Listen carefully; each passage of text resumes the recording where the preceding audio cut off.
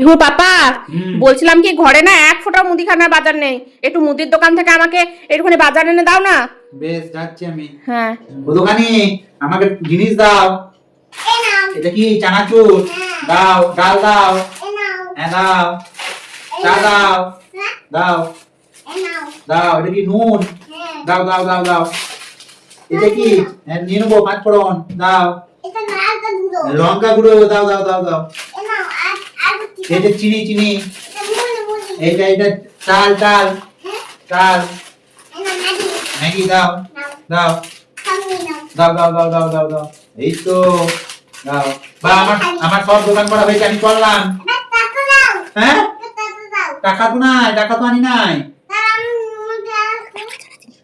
হ্যাঁ, টাকা ছাড়া জিনিস হবে না? তাহলে আমাকে ধার দাও। আমার কাছে টাকা নাই, ধার দাও। তোমার কাছে ধার নাই? এই বাবা, আমি তো টাকা আনি নাই। আমাকে ধার দাও, ধার দাও। আমার কাছে টাকা, তোমার কাছে ধার নাই? টাকা লাগবে?